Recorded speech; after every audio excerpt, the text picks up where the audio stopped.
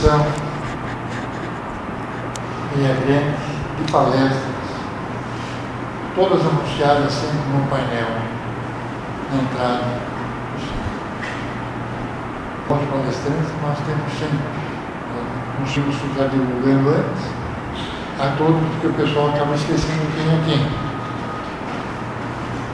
Então, hoje nós temos aqui o nosso amigo Anselmo, que vai nos falar sobre o livre-arbítrio.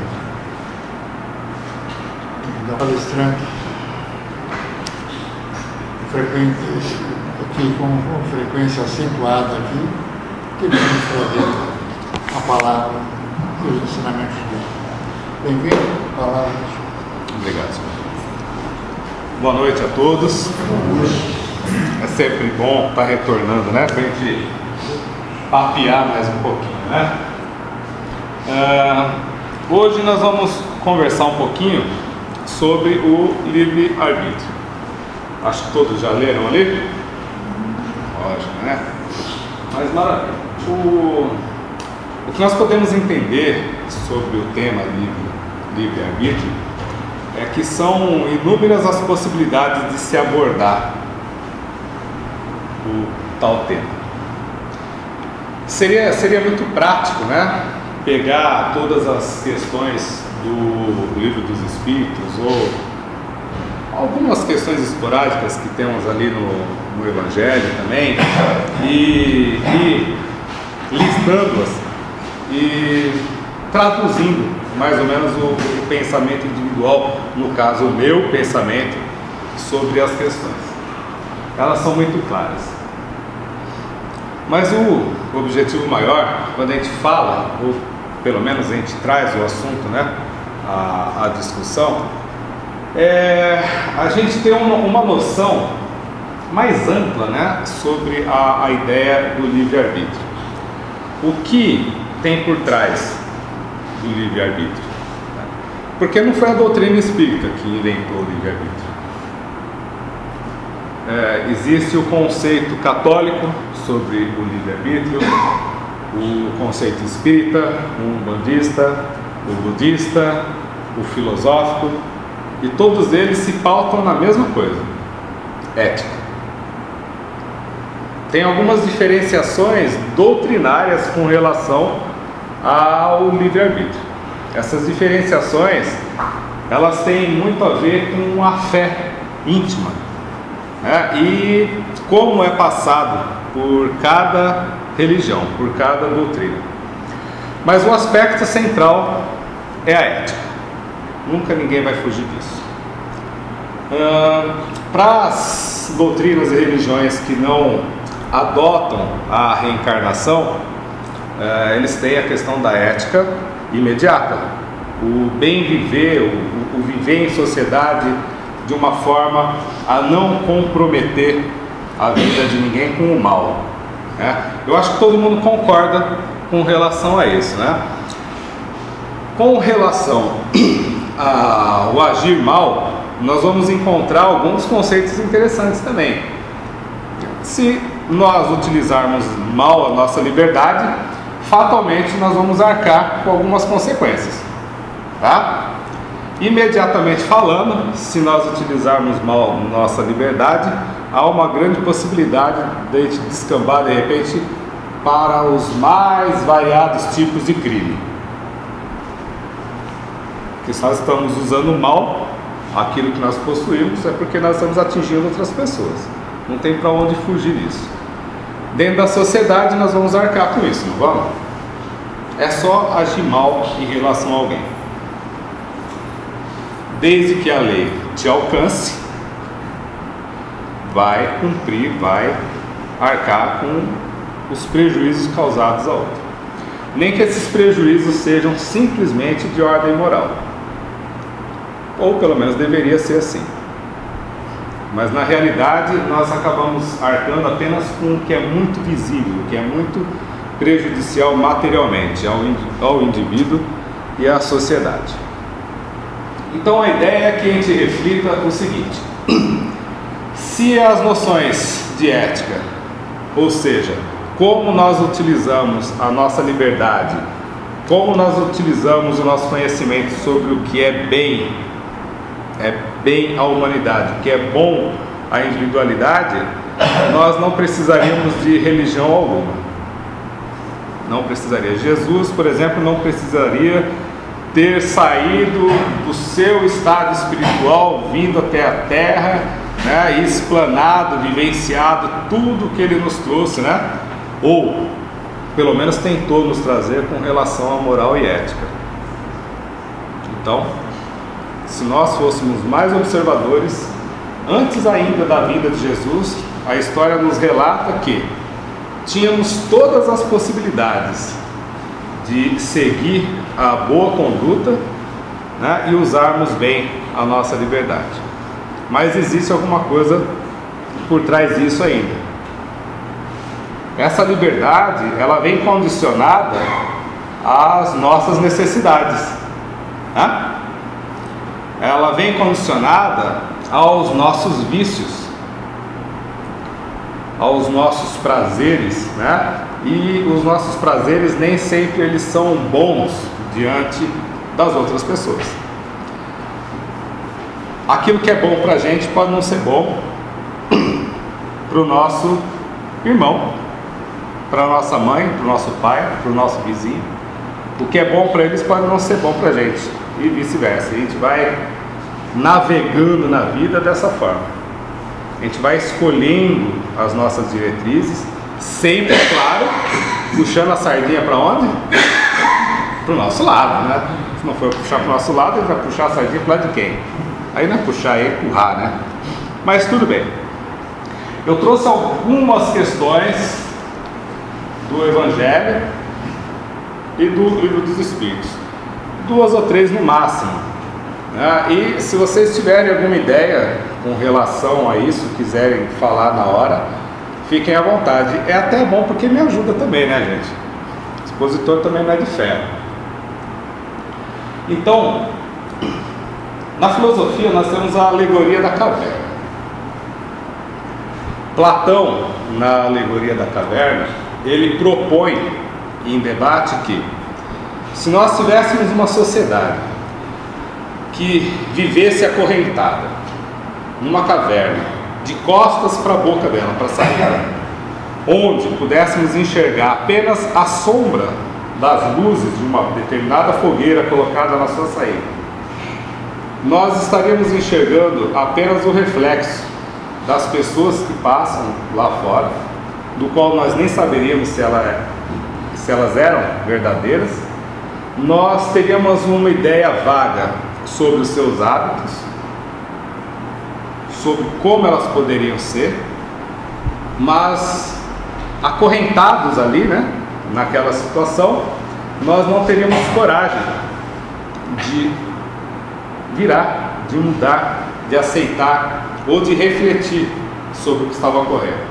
A questão é, o que ele tentou dizer com essa alegoria é que, na maioria das vezes, em sociedade, nós vivemos dessa forma.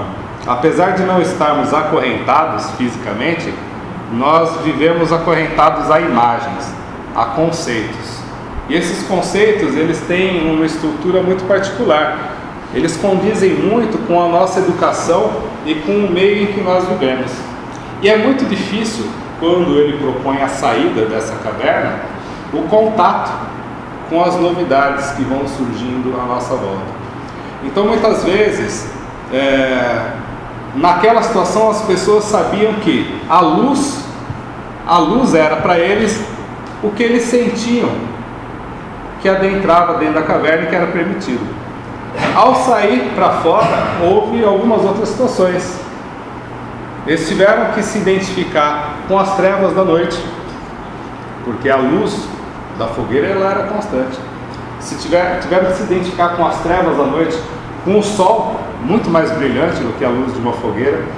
Eles tiveram que se identificar alegoricamente com as pessoas que passavam, o modo como elas conversavam, a maneira como elas se portavam. Ou seja, tinham duas opções: ou voltar para dentro da caverninha, virar as costas de novo, ou aceitar a nova realidade e se adequar a ela, usando, é claro, se adequando à sociedade, usando de todo o bom senso e instalando de acordo com as normas. Então, basicamente, ela representa sair da estagnação, deixar o misticismo de lado, né? As coisas imateriais, muitas vezes, elas circulam na nossa mente de uma maneira fantástica, né? E nós criamos fantasias mirabolantes. Abrir os olhos, né, a novas luzes, conhecer as coisas, pessoas, e não apenas a sua imagem, a sua sombra. Na maioria das vezes, nós conhecemos as pessoas superficialmente, tá? E não é porque elas não demonstram o que elas são, não. É porque nós queremos observar apenas aquilo que nos agrada. É uma liberdade que nós possuímos. É algo que nos agrada e condiz com aquilo que nós aceitamos, tá? E agir pela moral, ou seja, enfrentar o dia a dia, enfrentar as diferenças como o bom combate, né? O Paulo Coelho, que gosta muito de falar do bom combate. No Evangelho segundo o Espiritismo, nós temos tudo isso aí escrito, tá? Vocês vão poder ler à vontade, tá? Mas eu só quero aquela parte em vermelho ali, tá? Já se vos há falado de mundos onde a alma recém-nascida é colocada, quando ainda ignorante do bem e do mal, mas com a possibilidade de caminhar para Deus. Senhora de si mesma, na posse do livre-arbítrio, ela tem toda e plena condição de atingir o mais alto grau evolutivo. Só que nós podemos entender que o ser humano, ele não era sempre ser humano. Ele foi um espírito, ele foi um princípio em desenvolvimento. Ali ele passou em outros reinos a se identificar, aprender, a ter sensações sobre a natureza, a ter percepções de contato da agressividade dessa natureza.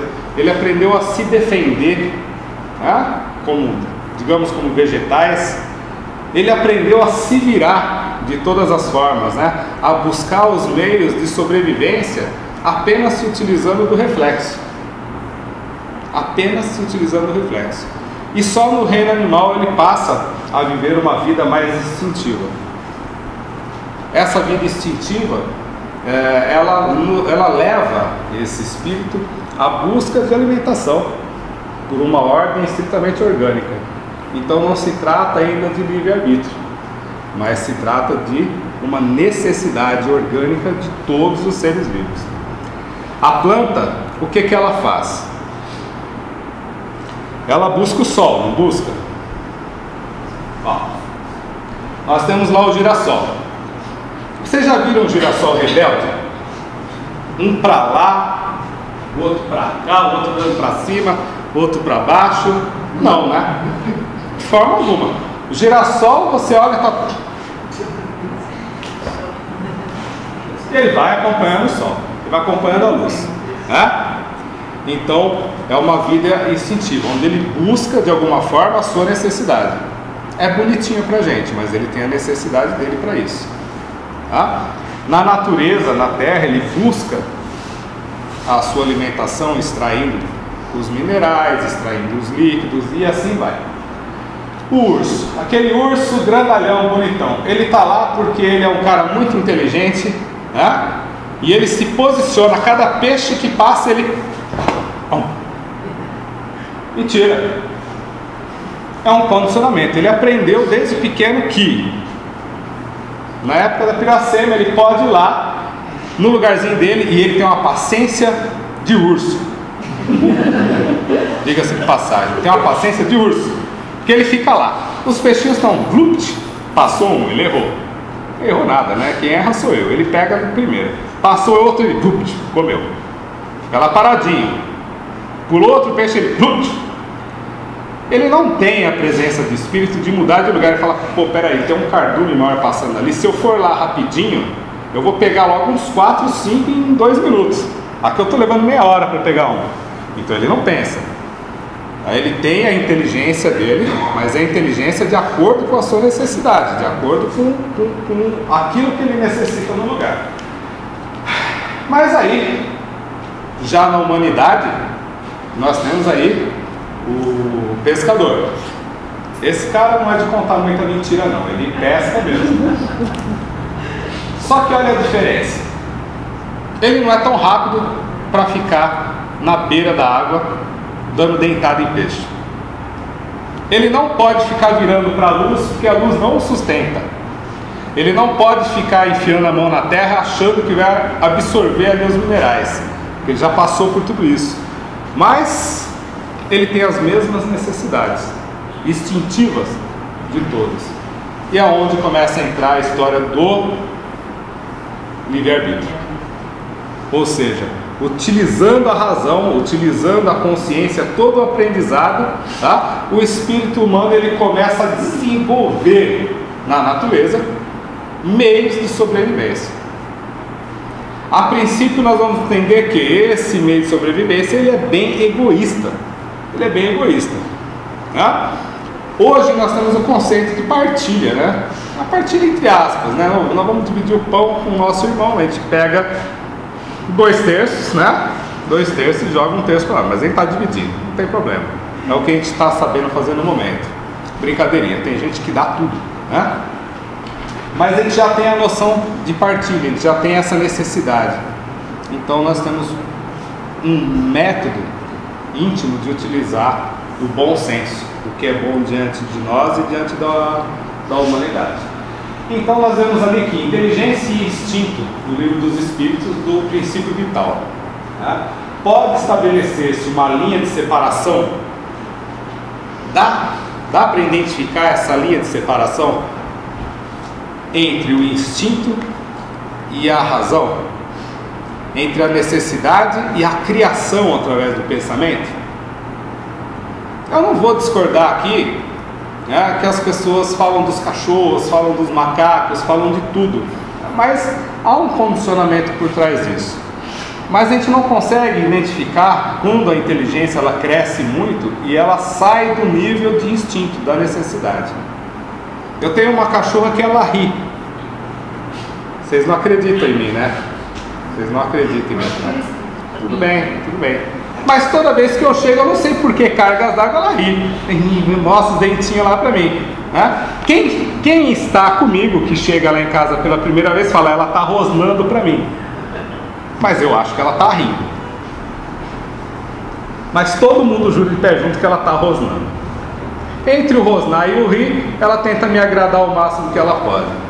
Então ela acostumou a fazer isso e é assim que ela procede diante da minha presença quando eu não brigo com ela, é claro. Porque quando eu brigo ela não ri, ela me sai. Então ela aprendeu a se comportar dessa maneira. Então nós não temos como identificar porque eles se confundem. Eles se confundem muito, mas muito grandemente. No ser humano, quando nós falamos em liberdade de expressão, em consciência e instinto primitivo, a gente consegue identificar em alguns momentos quando isso tem um cruzamento ou ele se separa. Quantas pessoas, assim, no decorrer da nossa vida, nós já conhecemos que eram pessoas totalmente pacíficas, mas num momento qualquer de necessidade virou um bicho, esqueceu totalmente a razão. Por mais que você entrasse na frente e falasse, olha, não pode, vamos tomar cuidado, vamos pensar, pronto, ela se deixou possuir pelo espírito animal dela, né? E jogou para fora todo o seu instinto. Ou seja, da sua forma de pensar, muitas vezes ela está se defendendo, agredindo as pessoas. Então a gente não sabe, nem no ser humano, quando ele realmente tem controle absoluto sobre isso. Mas é uma questão racional, do qual a gente pode utilizar com bom senso. Se nós sabemos e conseguimos atingir um controle sobre isso, nós temos todas as possibilidades de controlá-lo. Basta querer. Se não quiser, não tem conversa. Então, a inteligência e instinto, né? Na página 107 do Livro dos Espíritos, ele diz o seguinte: É acertado dizer-se que as faculdades instintivas diminuem à medida que crescem as intelectuais? É fato, nós estávamos falando sobre isso. Conforme nós desenvolvemos a nossa parte intelectual, a nossa parte instintiva, ela tende a ser abafada, mas não em todo momento, né? Então ele fala que não, o instinto ele sempre existe, mas o homem ele despreza. Olha que interessante essa questão. O instinto também pode conduzir ao bem. Não é de todo mal o instinto na nossa vida. Ele pode propiciar coisas boas, coisas muito, mas muito boas, né? Ele quase sempre nos guia e algumas vezes com mais segurança do que a razão. Ele nunca se desvia. E por que nem sempre é guia infalível a razão? Nós possuímos o instinto e a razão. Nós sabemos que a razão ela produz coisas boas, de acordo com a moral de cada um, de acordo com o ponto ético. Mas por que nem sempre a razão produz coisas boas? E ele fala na sequência: seria infalível se não fosse falseada pela má educação, pelo orgulho, pelo egoísmo. O instinto ele não raciocina, a razão permite a escolha e dá ao homem o livre-arbítrio. O instinto ele é bem usado ainda no ser humano nas questões da sobrevivência, não é? Através do instinto, nosso relógio biológico avisa que está na hora de almoçar, de jantar, está na hora de ir ao banheiro, está na hora de tomar um banho, apesar que banho nem sempre é o relógio fisiológico que avisa, né? É o próprio cheiro mesmo. Não tem como negar, né? Não tem como. Mas, enfim, o nosso relógio está sempre avisando: olha, está acontecendo alguma coisa, você está com sono. Por que você está com sono? Aí nós vamos entrar com o nosso livre-arbítrio, nós vamos entrar com o nosso raciocínio. Bom, se eu estou com fome, eu preciso comer. Eu não posso passar ali, pegar um pedaço de mato e enfiar na boca. Eu vou produzir o meu alimento, ou seja, eu vou cozinhá-lo, eu vou fritá-lo, eu vou fazer o que for necessário. Então nós produzimos. Se você está com sono, você vai refletir: peraí, eu não posso dormir no trânsito, por exemplo. Está dentro do carro, deu sono, você não pode dormir. O bom senso, o raciocínio vai fazer com que, se for inevitável, que ao menos pare o carro. Para o carro na marginal Tietê, tá tudo bem, não tem problema nenhum não. Tá? Sol escaldante, é até bom às vezes, está muito trânsito mesmo, fica parado lá. Tá? Mas é a nossa razão atuando, e nas coisas mais simples da nossa vida, e nós não valorizamos a razão, nós a desprezamos, nós buscamos de alguma forma valorizar muito mais o nosso instinto, né, do que a reflexão. E essas coisas são tão mínimas que nós esperamos que o nosso livre-arbítrio ele se faça presente em coisas de destaque, quando na realidade nós o utilizamos a todo momento. Se nós vemos uma carteira caindo no chão, né, automaticamente, se essa pessoa está na nossa frente, nós vamos pegá-la, correr até a pessoa e devolvê-la. Mesmo as pessoas que não fariam isso, ainda passariam um reflexo muito rápido pela sua mente do que era correto se fazer. Aí ela tem o direito de escolher se sim ou se não. É um problema individual, né? Mas veja bem, existe algo por trás ainda do nosso condicionamento. Muitas vezes nós agimos porque nós sabemos que é o certo, que é o correto. Mas antes na sociedade, quando não se existiam leis que regulamentavam o nosso convívio, nós sabíamos o que era certo e tentávamos agir dessa forma. Muitos sabiam o que era certo e não o faziam. Então as leis foram criadas para quê? Para bloquear o senso moral ou imoral das pessoas. Então, nossas escolhas pela razão, elas são fundamentadas no quê? Se nós pararmos para pensar agora, as coisas ruins que deixamos de fazer, ou as boas que podemos fazer, elas vão estar pautadas no quê? Na nossa moral elevada ou no condicionamento social estabelecido de um grupo, ou de um município, de uma cidade ou de um país. A gente reclama de político, né? Vamos aproveitar que está em época de política, a gente reclama muito de político, né? Mas quem garante que qualquer um de nós, entrando naquele lugar, não sucumbiria em algumas questões? Quem garante? Então, a questão não é maldizer quem está tentando fazer algo pela sociedade, mas é se colocar na situação da pessoa, né, e ver se nós não faríamos diferente, se teríamos essa capacidade. Porque criticar é fácil, criticar é bom, né? Todo mundo gosta de criticar porque não precisa nem levantar da cadeira, né? Fácil. Aliás, hoje em dia nem da cadeira precisa levantar, né? Não precisa nem sair de trás de um computador, né? O pessoal critica de longe, ninguém nem vê a cara dele mesmo, né?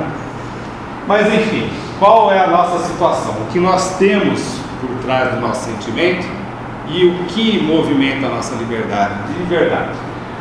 Então nossas escolhas, elas estão sempre fundamentadas nas nossas tendências. E se optamos muitas vezes por algo, essa opção tem muito mais ligação com as regulamentações sociais. Regulamentações sociais. É elas que nos direcionam. Salve as leis, né?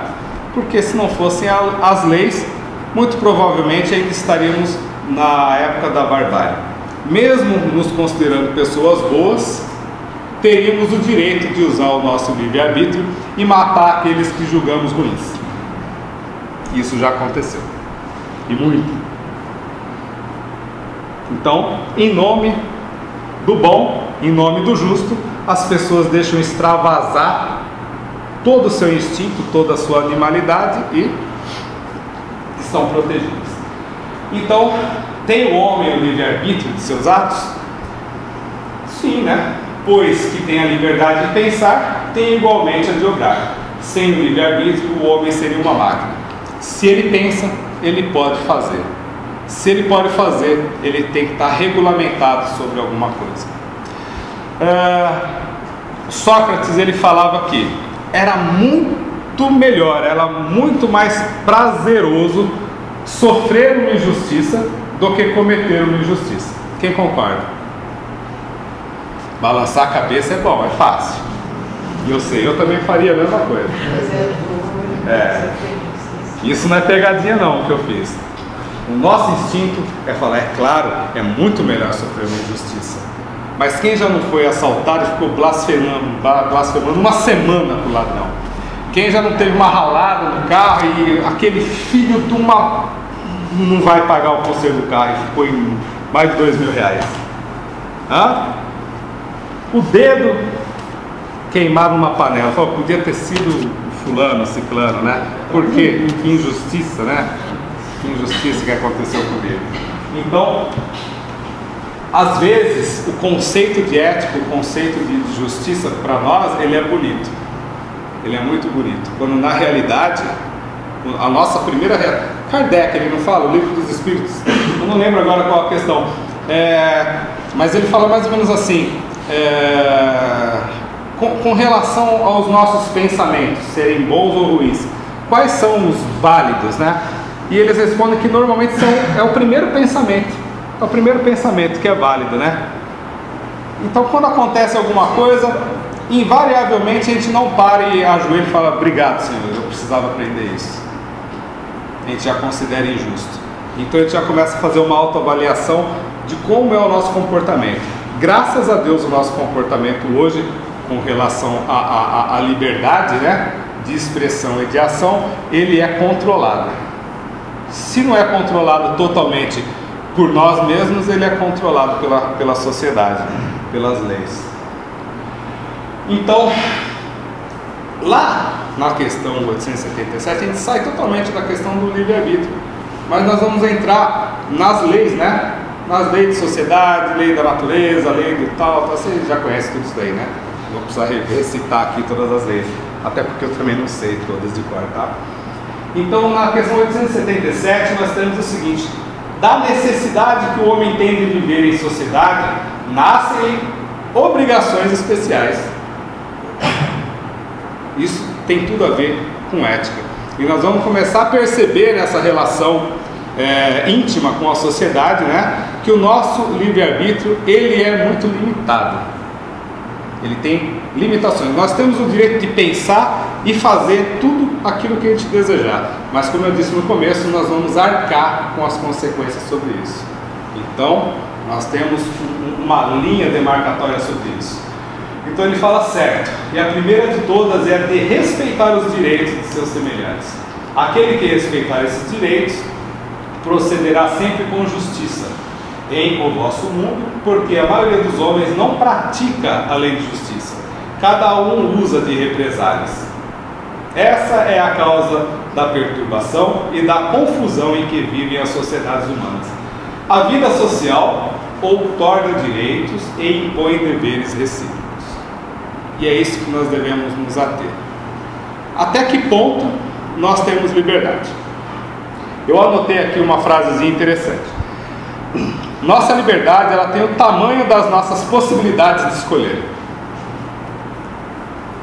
Aquilo que nós temos possibilidade de escolher, ela tem ligação direta com a nossa liberdade.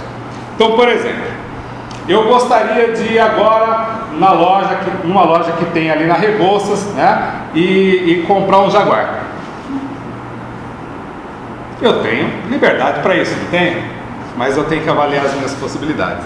Então meu livre-arbítrio foi para o buraco. Tá? Ele já começa a ser barrado nos bancos, nos créditos, nos saldos, etc. Na renda, começa a barrar em tudo. O ser humano, ele realiza a sua vida através das relações que estabelece com suas ações. Sempre.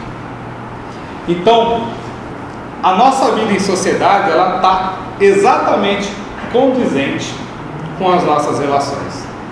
Nós temos deveres, nós temos obrigações, tá? E é isso que vai fazer com que a gente se desenvolva moralmente dentro de um núcleo, dentro de um meio social em que nós vivemos. É partilhando aquilo que nós conhecemos, é sendo útil no meio que vivemos, né? Sendo pessoas que procuram de alguma forma a justiça, e essa justiça ela tem que estar pautada sempre naquilo que nós acreditamos, sempre. E se nós não acreditamos muito, nós vamos ter que buscar um meio de reavaliar determinadas posições e, mesmo a contragosto, tentar praticá-las. Por quê? Nós sabemos que até as pessoas que julgamos com má índole têm liberdade de expressão. E é isso que nós temos que respeitar. A liberdade, o livre-arbítrio de cada um. É uma palavra até, é um conjunto de palavras até difícil de falar. Sem traduzir sempre para a liberdade de expressão, sempre para a autonomia do ser humano, nós vamos ver que todos temos essa autonomia. Todos temos a possibilidade de agir de forma ruim e de forma boa. Só basta observar qual o nosso posicionamento sobre isso. Eu venho aqui todas as vezes e falo da pergunta 895. Alguém lembra dela? Porque eu já vim aqui 200 vezes. Então alguém tem que lembrar da pergunta 895. Manda. Cara, eu não tenho graça mais. Nem eu lembro dela, eu vou falar na superfície. Ela fala o seguinte, que salvo os nossos vícios mais imediatos, aqueles que não tem como esconder, qual o maior vício que impede o crescimento individual do ser humano? Agora está todo mundo fervilhando, é a vaidade, é o orgulho, é a sexualidade, despejar um monte de vício, quando na realidade a resposta se resume apenas no interesse pessoal. Qual o nosso interesse pessoal no momento? Qual o nosso direcionamento diante da vida e o que nós possuímos de liberdade para executá-lo? Então o interesse pessoal de cada um, ele se resume no pior defeito que a humanidade pode possuir, e é o que nos atrapalha diretamente. Por quê? Nos atrapalha porque o nosso interesse pessoal nos atrapalha na própria evolução, no próprio crescimento, e não simplesmente atrapalha a sociedade. Porque muitos são tão velados, que não chegam a ser expostos. E eu tenho certeza que, como eu, todos aqui possuem algum interesse, possuem algum defeito e algum direcionamento. Só não temos coragem de falar sobre eles. Então o nosso livre-arbítrio ele já começa a ser podado quando nós não podemos expor ou ultrapassar o nível apenas da vontade dos nossos desejos. Então nós somos muito bem delimitados com relação ao livre-arbítrio. Eu estava até discutindo com o Reginaldo agora à tarde sobre isso, e nós chegamos à conclusão do seguinte: se for avaliar dessa forma, não existe livre-arbítrio. Mas não, ele existe. Ele existe, mas de uma forma que essa liberdade ela possa se traduzir em benefício a todo mundo. Que ela não seja de uma forma egoísta. Porque se for para usar a nossa liberdade de forma egoísta, com certeza essa liberdade, essa autonomia, ela vai ser cortada de alguma forma. Nem que passe um trem por cima da gente aqui, fora da linha de trem. Mas a justiça divina vai fazer com que haja alguma coisa e cerceie a nossa escolha, se ela estiver atrapalhando alguém, de forma que a gente não prejudique ainda mais os nossos compromissos. Então o desenvolvimento das leis que regem a sociedade é a grande conquista do ser humano. Tudo que nós vemos de evolução nas leis, até mesmo olhando de fora achando que algumas coisas são injustas, elas são nesse momento o ápice da evolução humana. Só não são melhores porque muitas vezes a gente mesmo não colabora, e vai entrar novamente a questão da crítica. Nós temos a liberdade de não concordar com as leis estabelecidas, mas com a mesma liberdade que nós temos de não concordar, nós não a utilizamos para melhorar as coisas em sociedade. Ficamos esperando que as coisas caiam do céu, e milagres não ocorrem, né? A evolução ela acontece gradativamente, mas milagres não ocorrem. Jesus ele não vai voltar a semana que vem e acabar com as leis que julgamos erradas dentro da sociedade, até porque ele já esteve entre nós e não foi isso que aconteceu. Então, meus queridos, basicamente nós vamos estar refletindo sempre sobre isso. As obras básicas, elas nos trazem um conteúdo maravilhoso. Nós vamos pegar todas elas e pegar o assunto específico e cruzar todas as informações. Nós vamos ver, né, com clareza as possibilidades que existem, de forma que a gente possa utilizá-las no nosso dia a dia. A gente só não utiliza na realidade porque na grande maioria das vezes a gente não quer. A gente esbarra na personalidade, a gente esbarra no que as outras doutrinas chamam de ego, né? As pessoas não gostam muito de falar do ego, mas é o que mais acontece.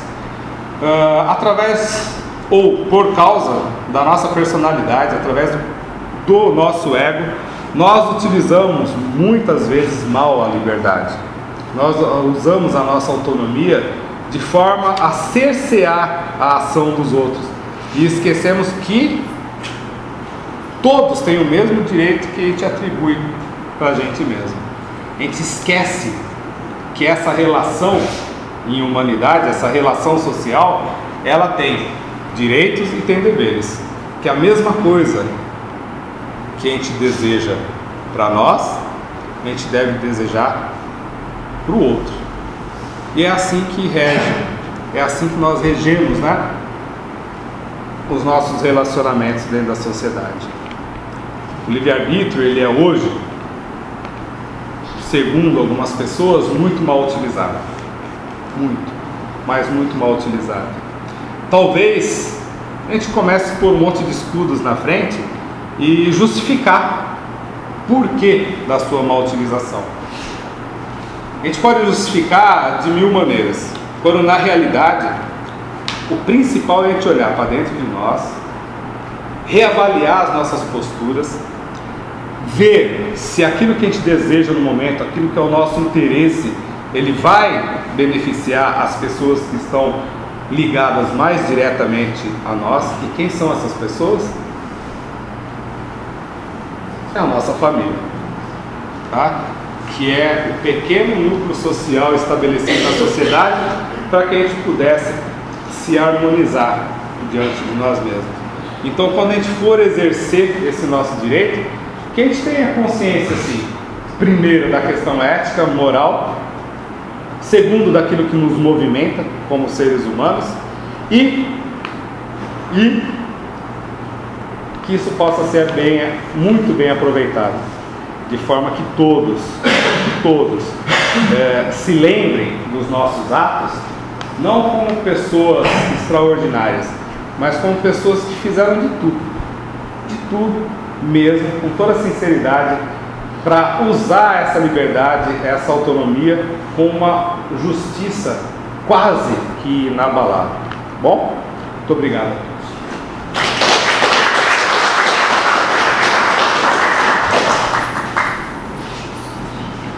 Ao levar os nossos sinceros agradecimentos, aguardamos em breve que Deus nos ilumine. Obrigado. Temos aqui